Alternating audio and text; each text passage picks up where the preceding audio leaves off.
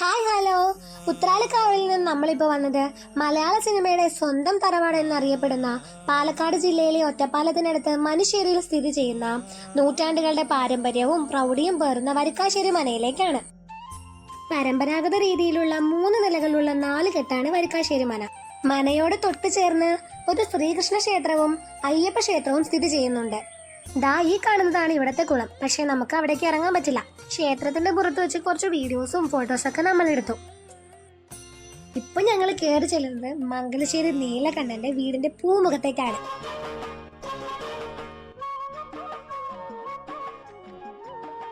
മലയാള സിനിമയുടെ ചരിത്രത്തിൽ വലിയൊരു പങ്കാണ് ഈ മനയ്ക്കുള്ളത്. ഏത് ചൂടിലും കുളിർമ നൽകുന്ന അന്തരീക്ഷമാണ് മനയുടെ ഉള്ളിലുള്ളത്.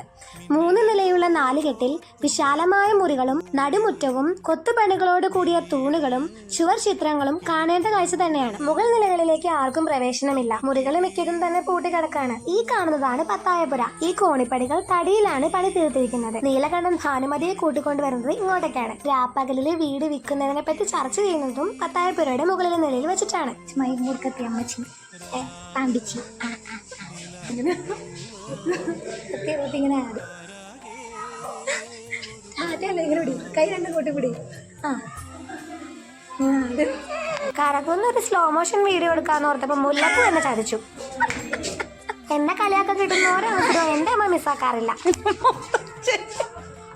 പത്തായപ്പുരയുടെ മറ്റേ അറ്റത്തേക്ക് ഇതുപോലെ കറങ്ങി കറങ്ങി പോകുന്ന പോലത്തെ ഒരു സ്റ്റെപ്പും ഉണ്ട്.